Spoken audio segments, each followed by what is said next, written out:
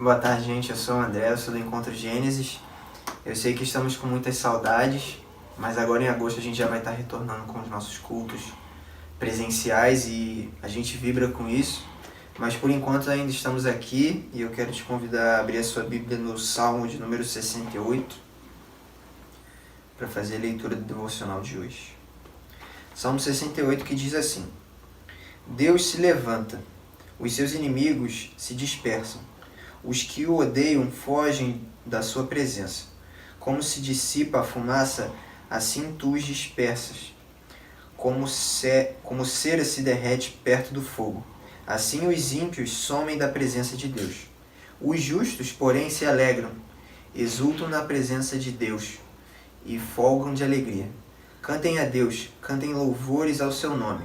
Exaltem aquele que cavalga sobre as nuvens. Senhor é o seu nome. Exultem diante dele. Pai dos órfãos e juiz das viúvas, é Deus em sua santa morada. Deus faz com que o solitário more em família, liberta os cativos e lhes dá prosperidade. Só os rebeldes habitam em terra estéril. Ao saíres, ó Deus, à frente do teu povo, ao avançares pelo deserto, a terra tremeu. Também os céus gotejaram na presença de Deus. O próprio Sinai tremeu na presença de Deus, o Deus de Israel. Chuva abundante derramaste, ó Deus, sobre a tua herança, quando ela já estava exausta. Tu a restabelecestes, aí habitou o teu povo. Em tua bondade, ó Deus, fizeste provisão para os necessitados.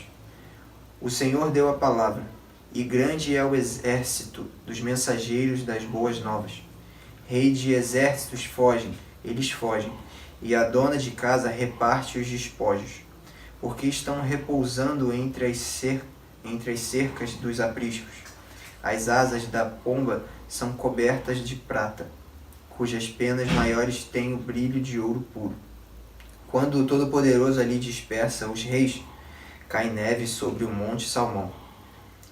Monte altíssimo é o monte de Bazã, serra de elevações é o monte de Bazã. Porque olham com inveja, ó montes elevados, para o monte que Deus escolheu para sua habitação. O Senhor habitará nele para sempre. Os carros de Deus são 20.000, sim, milhares de milhares.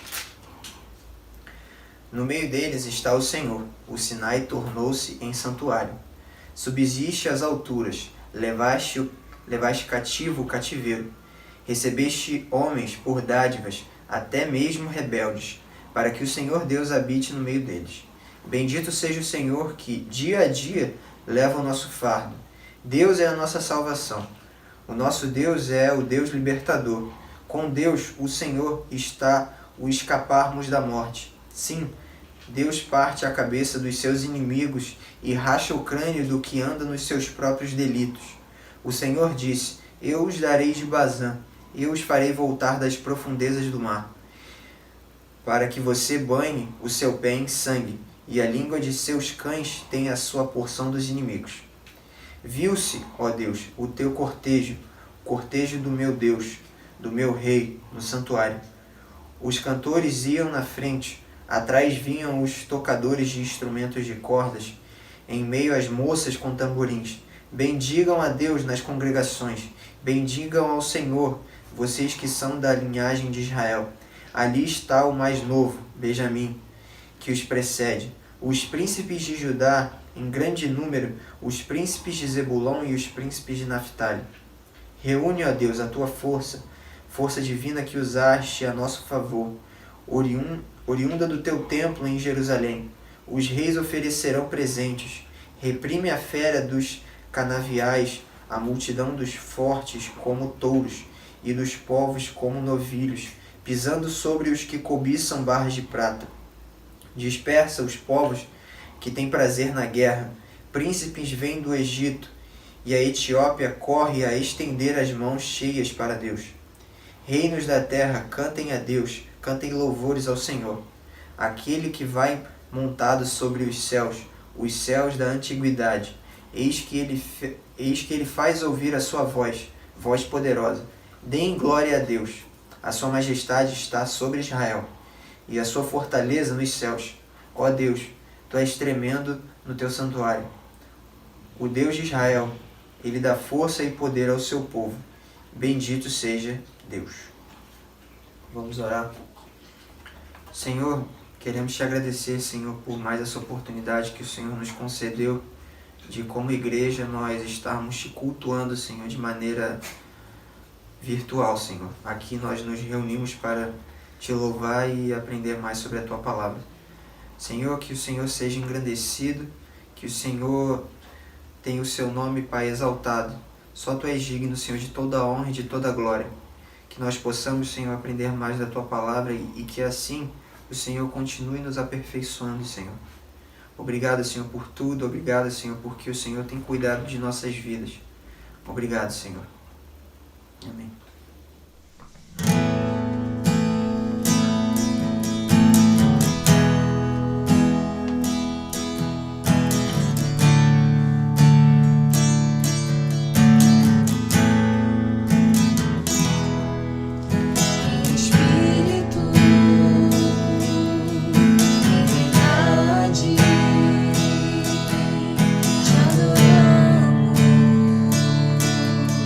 Te adoramos.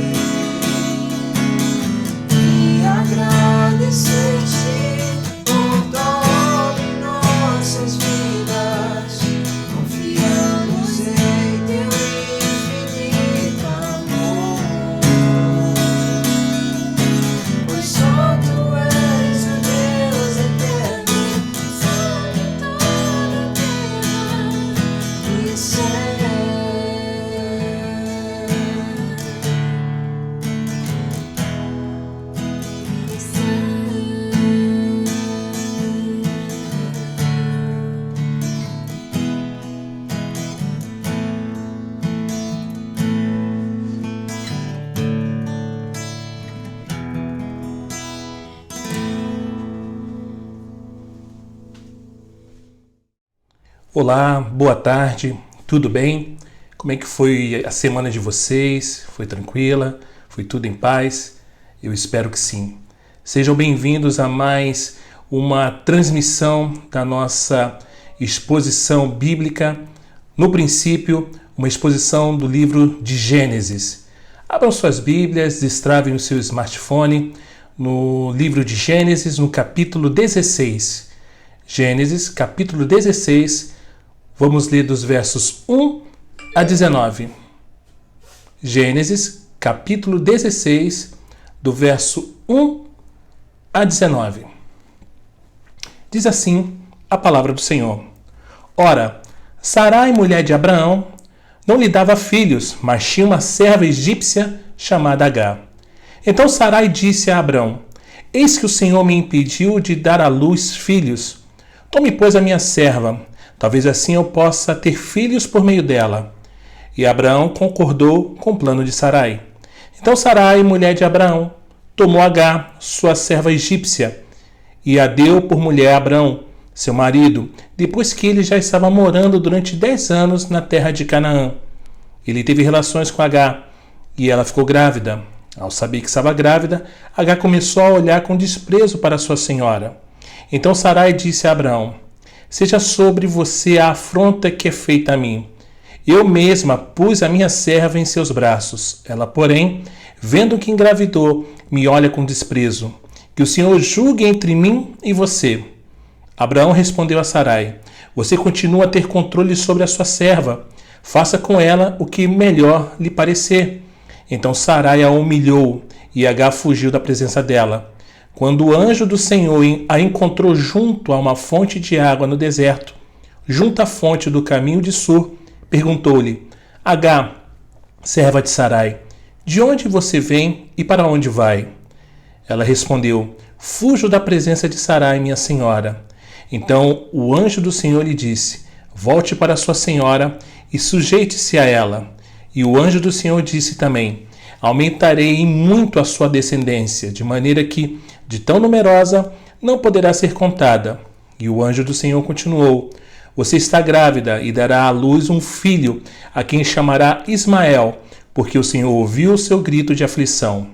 Ele será entre os homens como um jumento selvagem. A sua mão será contra todos, e a mão de todos será contra ele, e habitará diante de todos os seus irmãos. Então Agar deu ao Senhor, que havia falado com ela, o nome de Tu és o Deus que vê, porque ela dizia: Neste lugar eu olhei para aquele que me vê. Por isso, aquele poço se chama Beer-lahai, fica entre Cádiz e Bered. Agar deu à luz um filho a Abrão, e Abrão chamou de Ismael o filho que Agar lhe deu. Abraão tinha 86 anos quando Agar lhe deu à luz Ismael.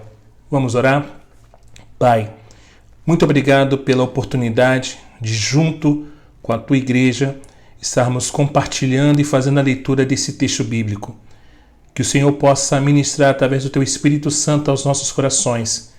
Confronta-nos, exorta-nos e consola os nossos corações, Deus. Essa é a nossa súplica, no nome de Jesus. Amém. Acredito que muitos homens vão se identificar comigo quando o assunto é chegar ao lugar marcado, sem ao menos ter a menor ideia de onde seja. Mas nós, como homens, queremos prover às nossas esposas toda a segurança necessária através de nossas palavras e atitude. Pois bem, eu me recordo de uma situação que ocorreu comigo em 2012, onde eu fui convidado a compartilhar uma palavra em uma igreja lá na Barra da Tijuca. Na época, nós não contávamos com apps como Uber ou 99 Táxi. Minha esposa e eu e alguns irmãos fomos de ônibus. Na época, nós morávamos em Belfor Roxo, ou seja, cerca de 2 horas de viagem. Nós tínhamos que descer no terminal Alvorada, já na Barra da Tijuca, e pegávamos um outro ônibus para Jardim Oceânico. Minha esposa, sempre muito sensata e precavida, conhecendo o marido ao seu lado, perguntou: Amor, você sabe mesmo onde fica? E eu, com minha segurança e certeza, respondi para ela: Mas é claro, amor, é óbvio, é logo ali. A gente pega o ônibus só para não ter que ir a pé. Mas é tranquilo, é logo ali.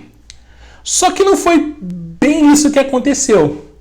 15 minutos de ônibus, eu começo a olhar e pensar, essa viagem está demorando um pouquinho a mais. Eu acho que nós já deveríamos estar no local, né?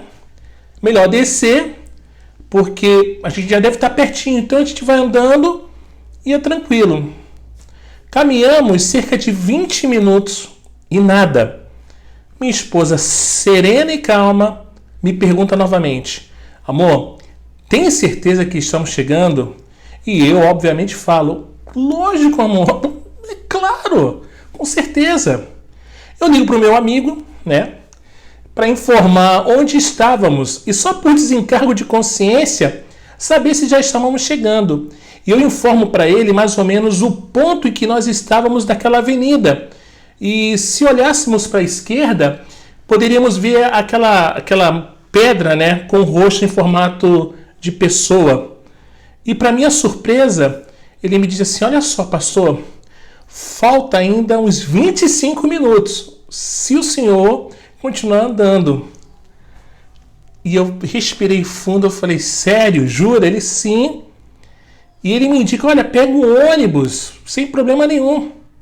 Mas optamos em ir a pé. Foi conversando, ia passar mais rápido. E depois de muito tempo, totalmente exaustos, chegamos no nosso destino. Vincent Havner costumava dizer, o desvio é sempre pior que a estrada principal.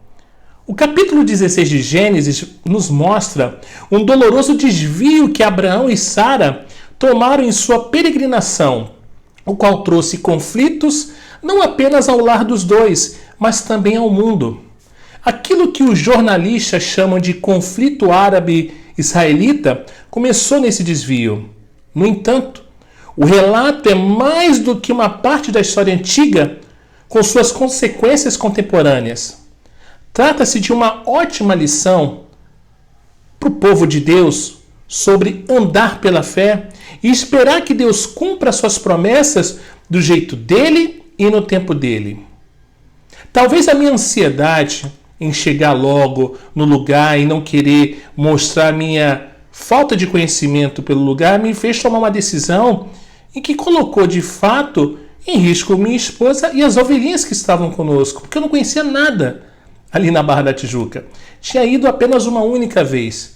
Mas eu, orgulhoso, optei que, não, vamos, eu sei onde é, logo ali. E foi arriscado, né? Ao estudar as etapas dessa experiência, podemos observar como é perigoso depender da nossa própria sabedoria. Assim como foi o meu caso, indo para um lugar onde nem sabia onde ficava direito. Abraão estava com 85 anos de idade. Sua caminhada com o Senhor havia começado 10 anos antes. E ele havia aprendido algumas lições preciosas sobre a fé. Deus havia prometido um filho a Abraão e Sara, mas não disse quando essa criança iria nascer. Era um período de espera e a maioria das pessoas não gosta de esperar, não é verdade? Seja sincero, sejamos honestos. Nós não gostamos de esperar. Contudo, é pela fé e pela longanimidade que os cristãos herdam as promessas, conforme Hebreus 6,12. Deus, irmãos, tem um tempo perfeito para todas as coisas que deseja fazer. Afinal, esse acontecimento não era só o nascimento de mais um bebê. Era parte do grande plano de Deus para a salvação do mundo todo. Mas Sara fica impaciente enquanto esperava que alguma coisa viesse a acontecer. Por que Deus demorou tanto? Porque queria que Abraão e Sara estivessem amortecidos, a fim de que a glória fosse dada somente ao Senhor, como falamos semana passada. Aos 85 anos de idade, Abraão ainda se mostrou viril o suficiente para ter um filho com Agar, de modo que não era chegado o momento de um bebê que resultaria de um milagre nascer. Aquilo que é verdadeiramente feito pela fé é realizado para a glória de Deus, não para a exaltação do homem. Disposição para esperar no Senhor é outra prova que você está andando pela fé. Aquele que crê não foge. Paulo citou esse verso em Romanos 10:11 e amplificou o seu significado. Todo aquele que crê não será confundido. E foi o mesmo Espírito Santo que inspirou tanto Isaías quanto Paulo, e ele tem o direito de fazer tais alterações. Irmãos, gente bonita e fofa de Deus, sempre que deixamos de confiar em Deus, começamos a fugir para a direção errada e acabamos sendo confundidos. Outra indicação de fé é agir de acordo com a autoridade da palavra de Deus. Romanos capítulo 10, verso 17 nos recorda que a fé vem pela pregação e a pregação pela palavra de Cristo. Se você está obedecendo ao que Deus diz em sua palavra, pode agir pela fé e saber que Deus o abençoará. Hebreus 11 registra os atos poderosos de homens e de mulheres comuns que ousaram crer na promessa de Deus e obedecer aos seus mandamentos. Quando vivemos pela fé, irmãos, Deus nos dará alegria e paz. E Deus da esperança vos encha de todo gozo e paz no vosso crer. É o que fala Romanos 15:13. Você pode estar cercado de conflitos, mas terá a paz e a alegria de Deus. Essas são, gente bonita e fofa de Deus, as evidências da verdadeira fé bíblica. O estar disposto a esperar, estar preocupado somente com a glória de Deus, obedecer à palavra de Deus, ter a alegria e a paz de Deus em seu ser. Enquanto Abraão e Sara esperavam, Deus aumentava a fé e a paciência do casal e construía seu caráter. Então Abraão e Sara resolveram tomar um doloroso desvio. Sara sabia que não podia ter filhos, mas que seu marido ainda era capaz de gerar uma criança. Deus havia designado Abraão especificamente como pai do herdeiro prometido, mas ainda não havia identificado a mãe. E pela lógica, deveria ser a esposa de Abraão. Mas talvez Deus tivesse outros planos. Sara estava tentando prever o que Deus faria, o que foi considerado uma atitude perigosa, como vemos. A verdadeira fé tem como base a palavra de Deus e não na sabedoria humana, porque crer é viver sem tramar. E quando Sara sugeriu seu plano a Abraão, não havia convicção em suas palavras. Deus havia dito a Abraão: sabe, com certeza. Mas Sara não tinha tal certeza para servir de base para suas ações.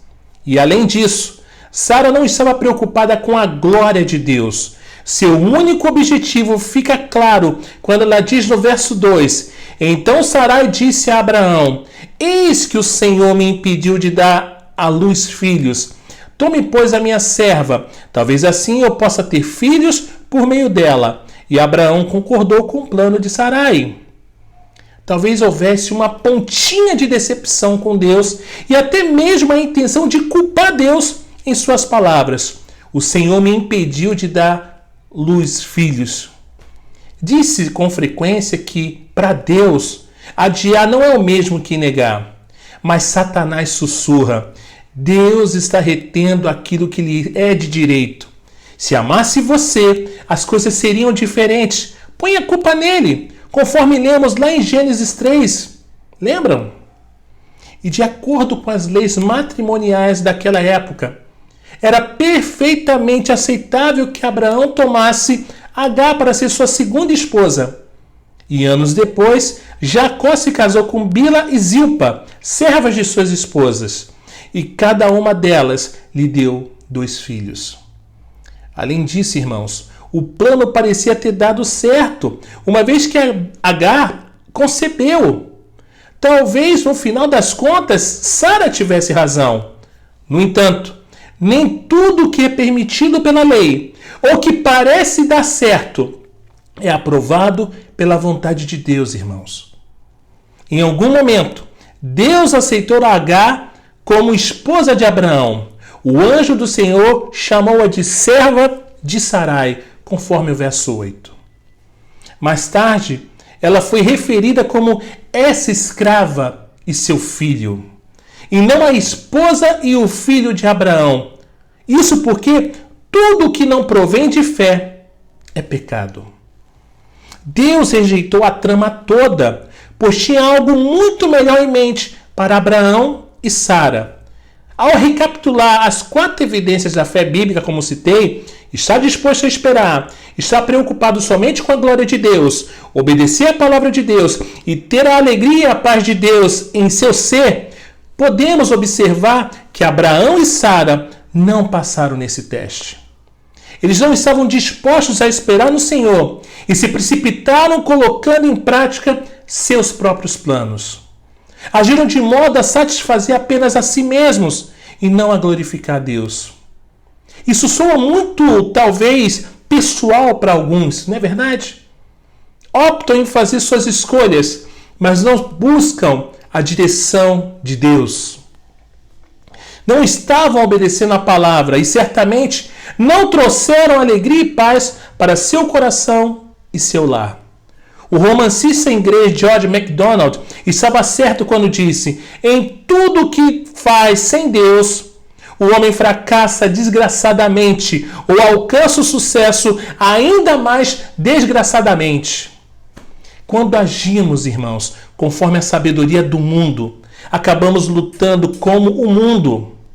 De todos os conflitos, as brigas em família são as mais dolorosas e as mais difíceis de resolver. As coisas poderiam ter sido diferentes se Agar tivesse mantido uma atitude de serva. No entanto, ela se tornou orgulhosa e irritou sua senhora. Vemos na casa de Abraão a ilustração da pergunta de Paulo em Gálatas 3:3. Sois assim insensatos que, tendo começado no Espírito, estejais agora vos aperfeiçoando na carne?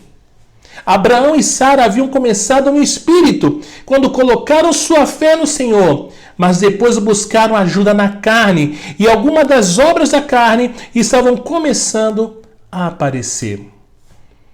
Abraão, Sara e Agar guerrearam entre si porque estavam em guerra com o Senhor. Estavam em guerra com o Senhor porque tinham desejos egoístas que guerreavam dentro do coração. A primeira coisa que deveriam ter feito era construir um altar, adorar a Deus e contar-lhe seus problemas. Deveriam ter confessado seus pecados e recebido o perdão do Senhor, que Deus concede com graça. Ao parar de lutar com Deus e consigo mesmo, será mais fácil não lutar com os outros. O primeiro passo para a reconciliação com os outros é colocar as coisas em ordem com Deus. Porém, em vez de encarar seus pecados com honestidade, cada pessoa envolvida tomou um rumo diferente.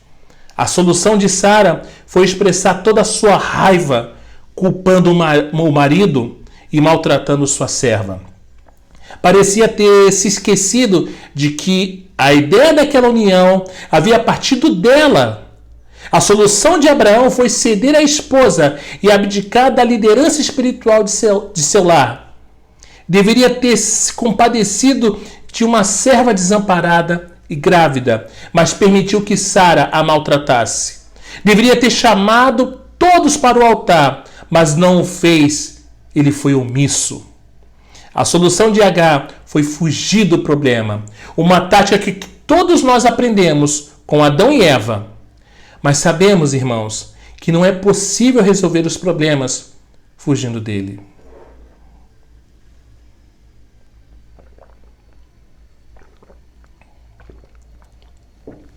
Abraão aprendeu essa lição quando fugiu para o Egito.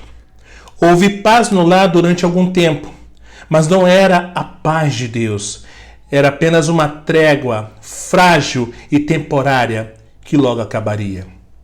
Tiago, capítulo 4, do verso 1 ao 10, explica o que leva os cristãos a entrar em conflito e como podem viver em paz. Vamos ler? Abra a sua Bíblia, destrave o seu smartphone, em Tiago, capítulo 4. Vamos ler dos versos 1 a 10. Diz assim: de onde procedem as guerras e brigas que há entre vocês? De onde, senão dos prazeres que estão em conflito dentro de vocês? Vocês cobiçam e nada têm, matam e sentem inveja, mas nada podem obter. Vivem a lutar e a fazer guerras. Nada têm, porque não pedem. Pedem e não recebem, porque pedem mal, para esbanjarem seus prazeres. Gente fiel, vocês não sabem que a amizade do mundo é inimizade contra Deus? Aquele, pois, que quiser ser amigo do mundo, se torna inimigo de Deus.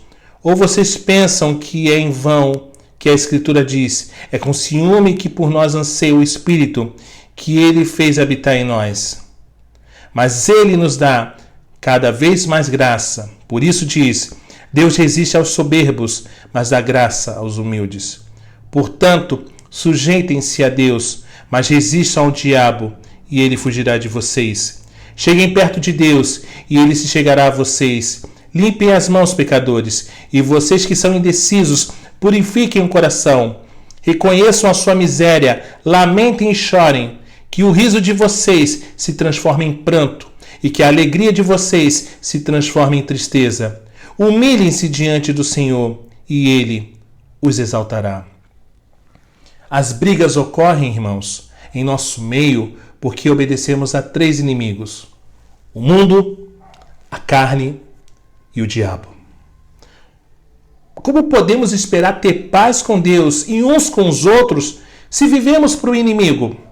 Tiago, capítulo 4, versos 6 e 7, nos disse: Deus resiste aos soberbos, mas dá graça aos humildes. Sujeitai-vos, portanto, a Deus, mas resisti ao diabo, e ele fugirá de vós. H teve de se submeter ao Senhor. É nessa passagem que aparece, pela primeira vez nas Escrituras, o anjo do Senhor, geralmente identificado com Jesus Cristo. Em Gênesis, verso 10, do capítulo 16, o anjo prometeu fazer aquilo que somente Deus pode fazer. E no verso 13 do capítulo 16, H chamou o anjo de Deus. Essas visitas de Jesus Cristo à Terra, em sua forma pré-encarnada, tinham por finalidade, irmãos, ir ao encontro de necessidades específicas ou realizar tarefas especiais. O fato de o Filho de Deus ter assumido temporariamente uma forma física, deixando o céu e descido para ajudar uma serva rejeitada, certamente revela a sua graça e o seu amor. Seus servos, Abraão e Sara, haviam pecado contra o Senhor e contra H, mas o Senhor não os abandonou. O anjo a chamou de serva de Sara, o que indica que Deus não aceitou seu casamento com Abraão. E ao que parece, H estava voltando para o Egito quando se deparou com o anjo, mas Deus lhe disse para voltar para o acampamento de Abraão e se sujeitar à sua senhora. Para isso, seria necessário um bocado de fé, uma vez que Sara, cheia de ranço, havia maltratado H antes e poderia fazer novamente. Então Deus lhe disse que estava grávida de um filho e que deveria chamá-lo de Ismael. Deus ouve. Ainda que não fosse o herdeiro de Abraão na aliança, desfrutaria as bênçãos de Deus, uma vez que era filho de Abraão. Deus prometeu multiplicar os descendentes de Ismael e transformá-los numa grande nação. E assim o fez, pois de Ismael originaram-se os povos árabes. Ismael seria como um jumento selvagem, uma descrição não muito lisonjeira. Ela o identificava com o deserto onde viveu usando de sua grande habilidade como flecheiro. Também revelava a sua natureza independente e belicosa. Seria um homem odiado, vivendo fronteiro a todos os seus irmãos. Não devemos aplicar essas características a todos os descendentes de Ismael, tá? Mas as hostilidades entre judeus e árabes ao longo dos séculos são por demais conhecidas para serem ignoradas. As nações árabes são povos independentes que habitam nas terras do deserto e resistem à intromissão de outras nações, especialmente Israel e seus aliados. A experiência de Agar no deserto a colocou face a face com Deus e lhe ensinou algumas verdades importantes sobre o Senhor. Ela aprendeu que Ele é o Deus vivo, que nos vê e ouve nosso clamor quando sofremos. O nome do poço onde Agar se encontrou com o anjo é Beer-Lahai-roi, que significa o poço daquele que vive e me vê. Ele é um Deus pessoal, que se preocupa com as vítimas de abuso e com bebês ainda não nascidos. Conhece o futuro e cuida daqueles que nele confiam. Agar voltou e se submeteu a Sara. Certamente pediu perdão por ser arrogante, por desprezar sua senhora e por fugir.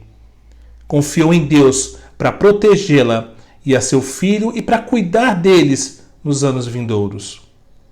Irmãos, jamais resolvemos os problemas da vida fugindo deles. As coisas cooperam para o nosso bem e para a glória de Deus quando nos submetemos ao Senhor e confiamos nele. Sara teve de se submeter a Deus. E como Sara se sentiu quando Agar voltou para o acampamento e contou que Deus havia falado com ela? Será que Deus tinha tempo para atender uma pobre serva? Deus se preocupava com o bebê de uma escrava? Será que o Deus de Israel se importava com uma egípcia? Sim, pois o filho daquela egípcia também era filho de Abraão, e Deus havia feito uma aliança com Abraão. O texto não diz qual foi a relação de Sara, a reação de Sara. Mas ao que parece, irmãos, ela acreditou no relato de Agar e a aceitou de volta como sua serva. Sara não voltou mais a maltratá-la, pois afinal de contas, Deus estava vendo. Hein? Abraão teve de se submeter a Deus. E em todo esse episódio, Abraão teve um papel um tanto passivo. Deixou que Sara o convencesse a se casar com Agar e permitiu que Sara a maltratasse e expulsasse do acampamento. Temos a impressão de que Abraão não ofereceu qualquer tipo de ajuda a Agar. Posteriormente, ele tomou uma atitude. Mas quando seu filho nasceu, Abraão o reconheceu e obedientemente lhe deu o nome que Deus havia determinado. Tanto Abraão quanto Sara tiveram de aprender a viver com seus erros. E certamente Abraão gostava de ver o menino crescendo, e o coração do patriarca idoso era cheio de amor por ele. Porém, Abraão sabia que Ismael não seria parte permanente da família da aliança. A solução de Deus para o problema de Ismael foi não culpar Abraão, Sara ou Agar, mas enviar outro bebê àquele lar, Isaque. Ismael não causou problemas a Abraão e Sara até que Isaque nasceu. Então o menino começou a dar trabalho, como veremos em capítulos mais adiante, mas eu não vou falar agora porque senão seria um spoiler. Todas essas coisas têm um profundo significado teológico para nós, irmãos. E quando chegarmos no capítulo 18 de Gênesis, vamos ver que vários textos chaves da Epístola aos Romanos são ilustrados por aqui, que é relatado aqui em Gênesis. Tudo o que não provém de fé é pecado. Precisamos nos certificar de que nossos planos e procedimentos passam pelos 4 testes da fé, como eu apresentei. As pessoas podem concordar com você, além pode te defender, mas se Deus não puder abençoá-lo, irmãos, não leve o seu plano adiante. Pare por aí. Deixe que Deus realize sua vontade a seu modo e ao seu tempo. Sara tentou se adiantar ao Senhor e criou problemas que persistem até hoje. Romanos 5,17, os que recebem a abundância da graça e o dom da justiça reinarão em vida. Gênesis 15, como expus na semana passada, a graça reinava pela justiça em função da fé de Abraão. E Abraão estava reinando em vida para a glória de Deus. E agora, no capítulo 16, como estamos lendo, ele abdicou do trono e o pecado começou a reinar. A incredulidade, a impaciência, o orgulho e a indiferença tomaram conta do lar de Abraão e quase destruíram sua família. O povo de Deus é composto de reis e de sacerdotes, que devem reinar em vida ao se entregarem a Jesus. Mas onde abundou o pecado, superabundou a graça. Isso não significa que Deus faz vista grossa para o pecado e que a abundância de pecados é a chave para a abundância da graça. Antes, quer dizer que a graça de Deus é maior do que o pecado do homem e pode realizar o que Deus tem de melhor, mesmo quando o homem age de acordo com o que tem de pior.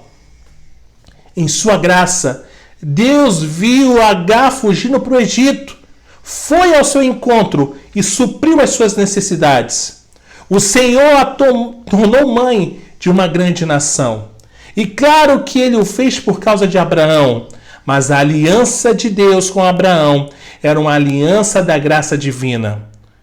E do ponto de vista humano, esse desvio foi uma tragédia que interrompeu o grande plano divino da salvação. Vamos considerar então o ponto de vista de Deus. Ele nunca é pego de surpresa. Quando não domina todos os acontecimentos, ele prevalece e sempre cumpre seus propósitos. Satanás quer nos convencer de que nossos desvios de desobediência devem se tornar estradas permanentes para o resto de nossa vida. Mas isso é uma mentira, irmãos. Como Abraão e Sara, podemos confessar os nossos pecados, receber a purificação de Deus e então aprender a conviver com os nossos erros. Sem dúvida, haverá dor e desgosto, mas no final, tudo isso será superado pela graça de Deus. E parafraseando George Morrison, a vida cristã vitoriosa é uma série de recomeços. Que Deus nos bendiga. Amém? Glória a Deus. Irmãos, próxima terça-feira, às 19h30, pelo nosso canal no YouTube, no Facebook, a nossa live de oração. Vocês são convidados a estarem participando, tá? Participando da nossa série de terça, que é sobre o Sermão do Monte. Estamos expondo cada bem-aventurança e tem sido maravilhoso. Então você é o nosso convidado para estar participando na próxima terça-feira, a partir das 19h30, no YouTube e no Facebook, da nossa live de oração. Eu anunciei semana passada que nessa quinta-feira seria o início da nossa série sobre o que significa ser nascido de novo. Só que, irmãos, sentamos aqui com o presbitério, com o conselho da igreja e decidimos, em comum acordo, começar a série em agosto, tá bom? Então, na primeira quinta-feira de agosto, vamos iniciar a série O que significa ser nascido de novo, tá bom? Então, se prepare, a série está maravilhosa, vai ser um tempo onde o Senhor vai falar profundamente aos nossos corações. E no próximo domingo, às 17h, tanto no YouTube quanto no Facebook, a nossa live expositiva da série No Princípio, uma exposição do livro de Gênesis. Você, claro, é nosso convidado a estar participando desta exposição, dessa transmissão, tá bom? E eu quero também aqui anunciar, irmãos, que estaremos retornando aos nossos cultos, nossas reuniões presenciais em agosto, tá? No dia 2 de agosto, ou seja, primeiro domingo do mês de agosto, estaremos nos reunindo na nossa pequena paróquia cristã, tá? Então, se vocês aqui do Rio de Janeiro quiserem nos fazer uma visita, fiquem à vontade para no dia 2 de agosto, a partir das 17h, tá? O endereço está passando aqui no rodapé.